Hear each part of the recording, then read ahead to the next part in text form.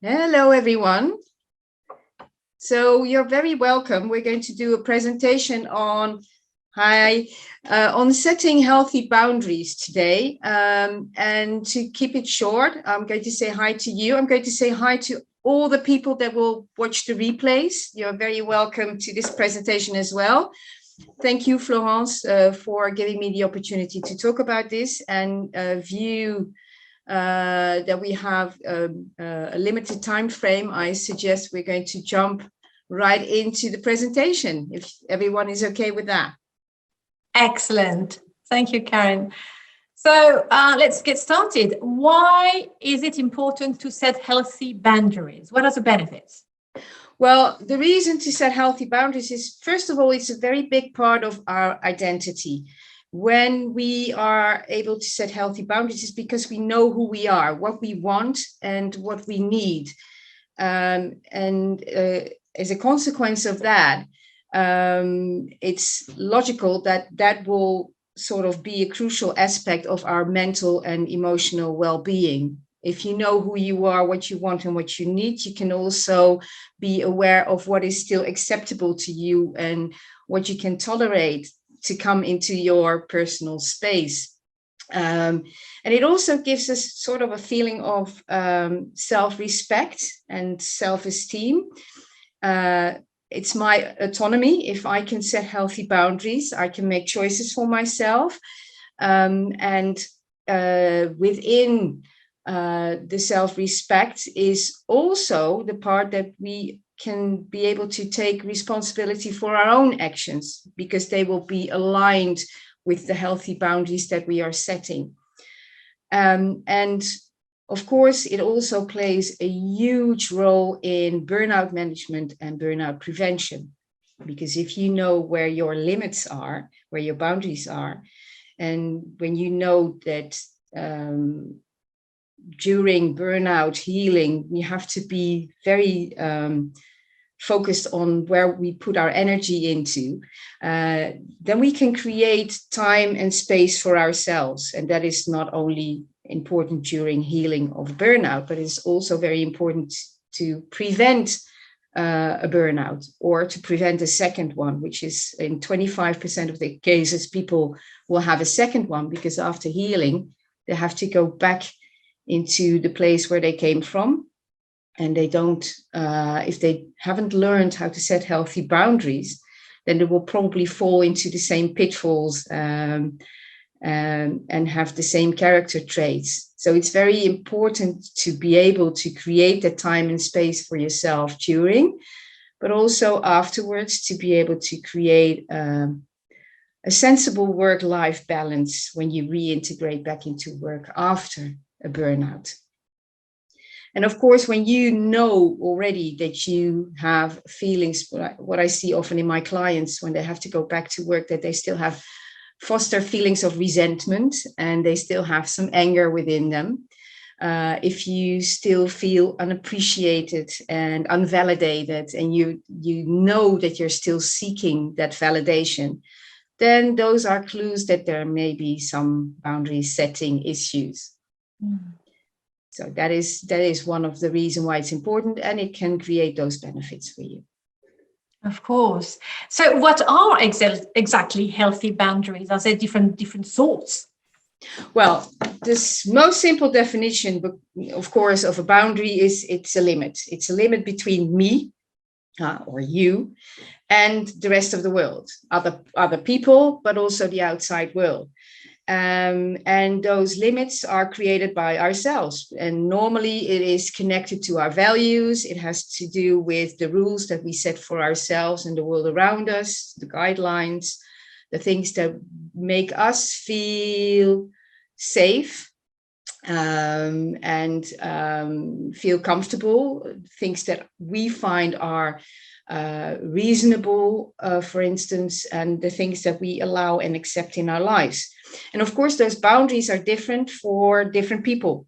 We have different boundaries for our family, for our children, for our spouse, but also for our colleagues, for our boss, and for our extended family. So those are different kind of boundaries. And then we have different types of boundaries. There are approximately 5 different types of boundaries, and I will try to give an example with each and every one of them. First of all, we have our personal boundary. That boundary is our personal bubble. And also that is different. Well, because of the pandemic, the bubble was pretty much fixed at 1.5 meters. But normally those boundaries are different. My bubble is different for the people that I know very well. I can hug them and kiss them. And for my clients or for my colleagues, those boundaries are set further away.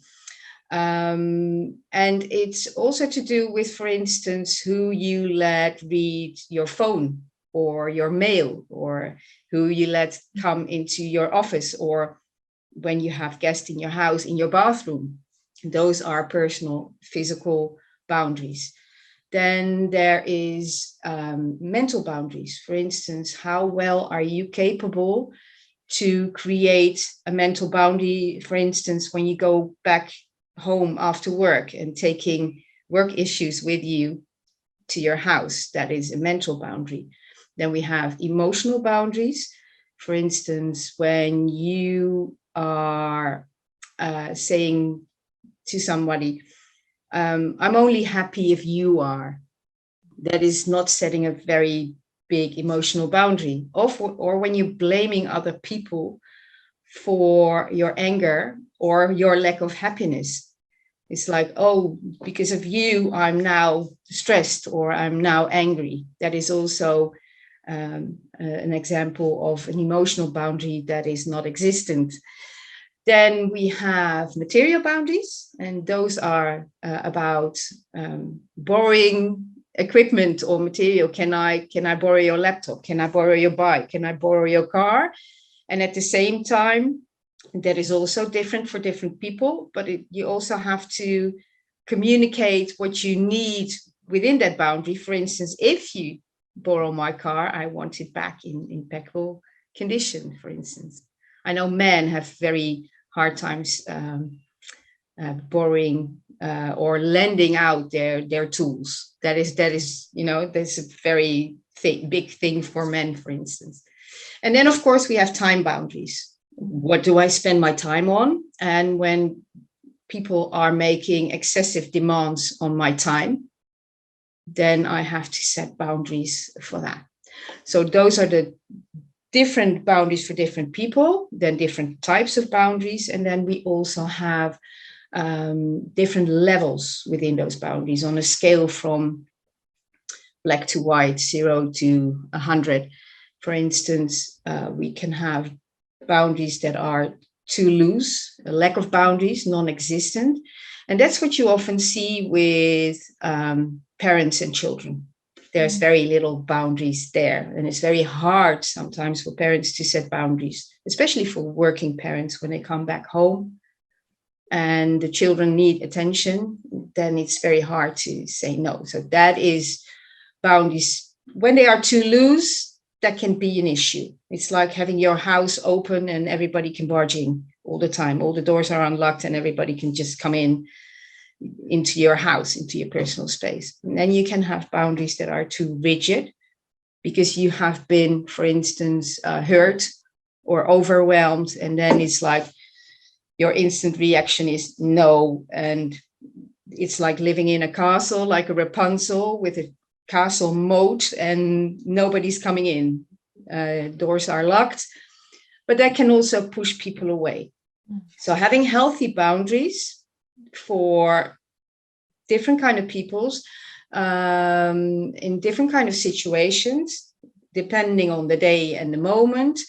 The benefit of that is that it will help you to create healthy relationships with people, more open, but also protective of your needs and wants, and in a very satisfying way that is respectful to yourself, but also respectful to somebody else. Mm. And so what is making it so hard to set boundaries or to enforce or uphold them? In general, there's a couple of factors that make it more difficult. But first of all, it's very important to reflect on why you have such a problem setting that boundary. with that particular kind of person or in that particular kind of circumstances, because boundaries are not rigid. As I said, there are different levels, there's different people that you are interacting with. So it depends on the interaction.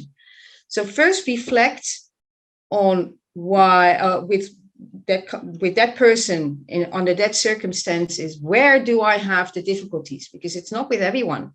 I don't have a problem setting boundaries with you, for instance, but with one of my exes, I had a big problem of setting a boundary with him. So it depends on the person. And then when you have an idea of which kind of interactions and with whom you have a difficulty, then you can ask yourself why. And then the why is originated in general in, for instance, guilt. We feel selfish, and that is something that you see a lot when the boundaries are about working parents and their children. So we feel guilty that we cannot spend time. We are trying to split ourselves in 10, bend over backwards in 10 different positions to make everybody happy. And it's also something that people with burnout problems, they have a certain set of character traits. They're often very loyal, very perfectionist. They want to please a lot of people. And when you're a people pleaser, then guilt is a really good one for having issues with setting healthy boundaries. Another important one is fear. When you do not like confrontations, for instance, it is like, oh my God, this is going to be an issue. And then fear is a problem for you because of feeling that you might be rejected or you might be abandoned. That's often in personal relationships. When I set healthy boundaries for myself, my spouse will walk away or my partner will find somebody else. But it could also be in a professional situation when you are afraid of not getting a promotion or losing your job or having continuous problems afterwards, that it's going to resonate for a long, long time in your professional situation because you have said no once and have been a bit unpracticed about it. Because sometimes if you wait too long to say no, it can come out in a way that is maybe not as respectful as you had wanted it to do. That's why it's important to practice. And then fear is an issue. We can also lack the tools when we have never had the practice and or the tools to know how to set healthy boundaries. Then that can be just a lack of being able to do it because of it's like a yoga posture. How can you stand on your head if you have never practiced it? It's a very difficult posture to do that.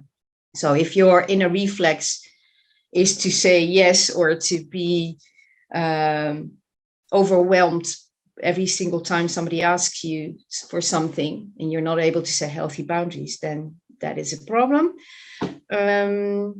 Besides the lack of tools, well, that's a very exceptional situation, for instance, when it's about safety concerns. But that is when it's about abusive relationships, for instance, when you are afraid for your own safety when you set healthy boundaries.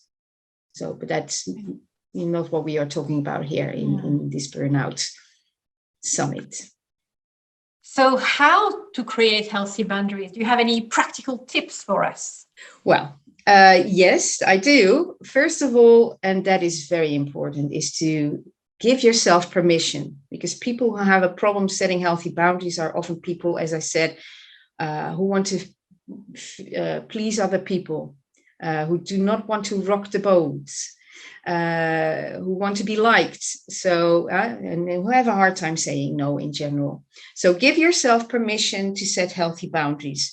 It's okay, it's your right to have physical boundaries for not letting other people touch you all the time, to not take your personal stuff. It's very normal to set healthy boundaries. It's a very acceptable thing, and you have the right to do that.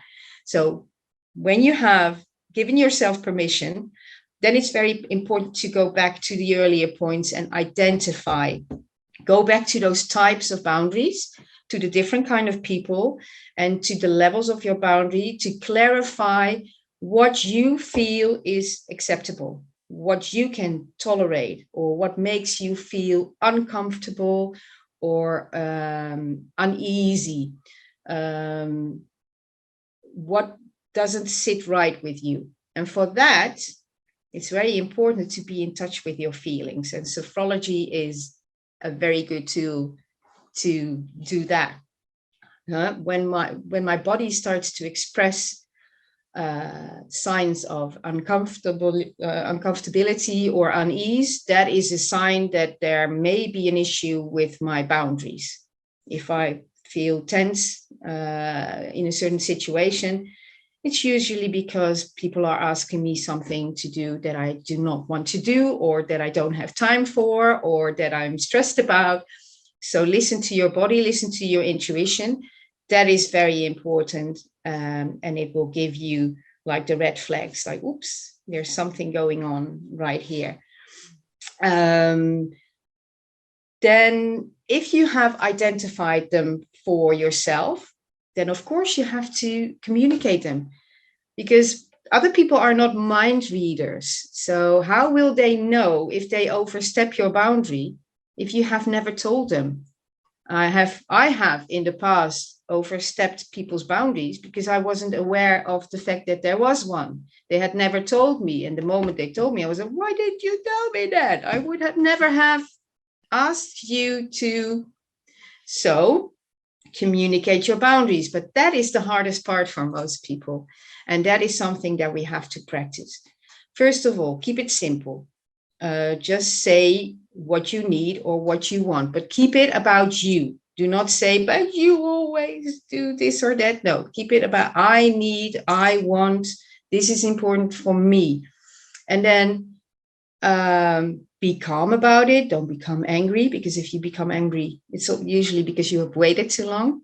So stay calm, stay respectful, and keep it what I say, you don't have to justify.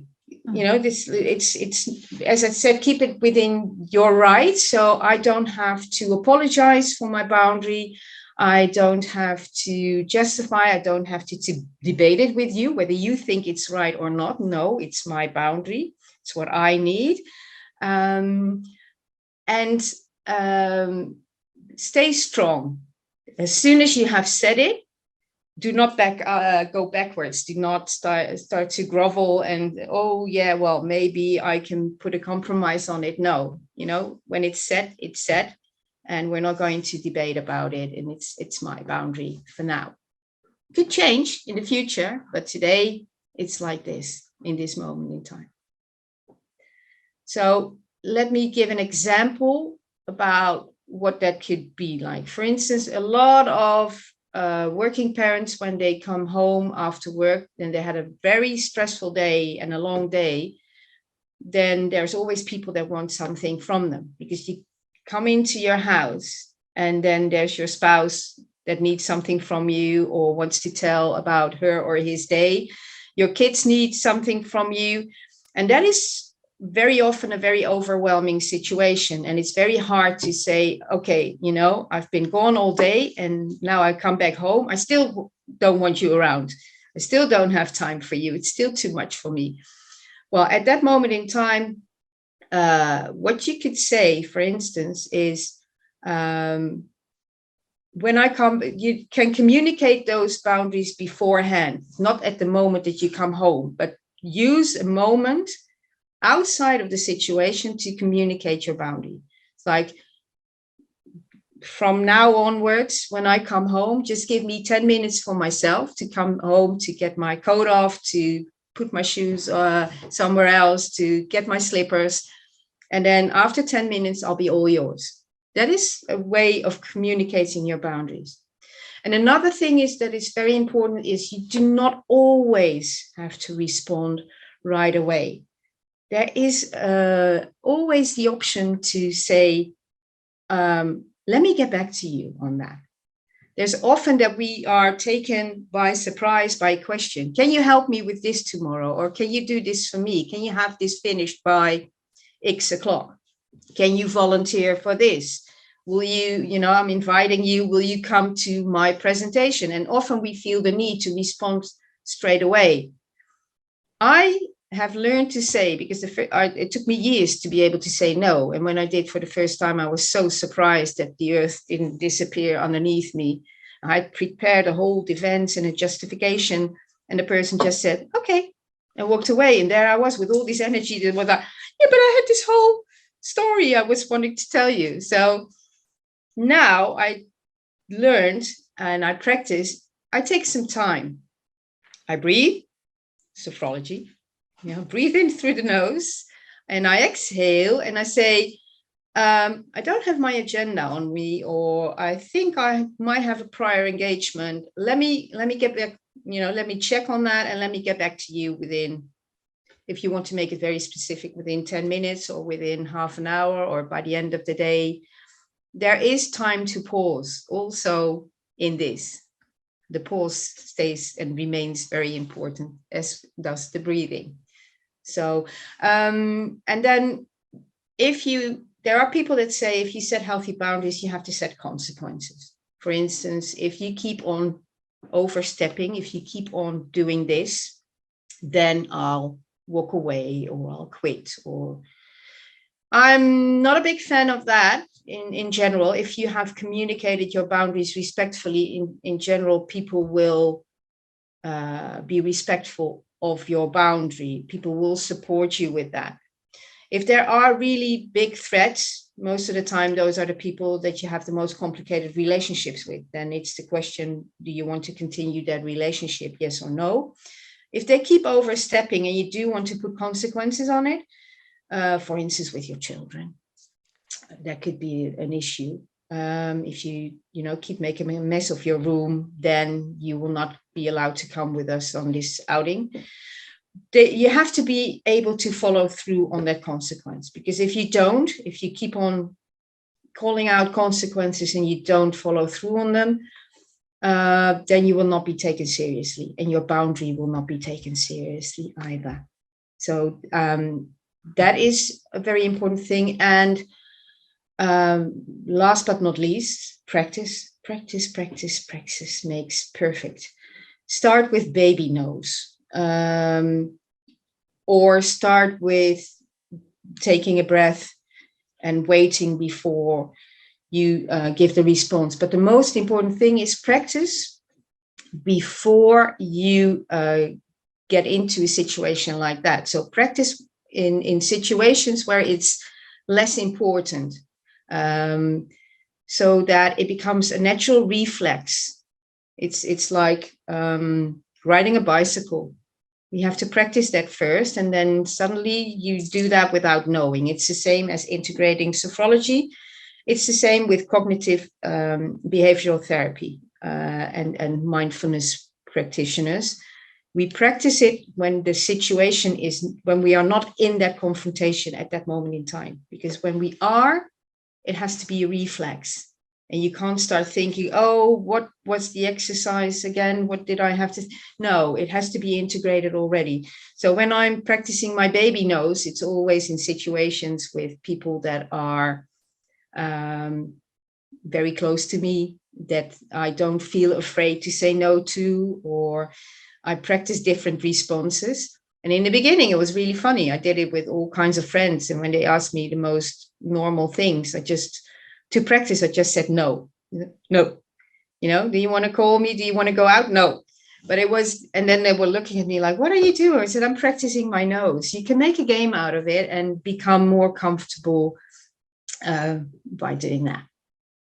So those are my tips. And if people really want to know more about certain exercises to become more aware of what your boundaries are, there's a lot of hands-on material.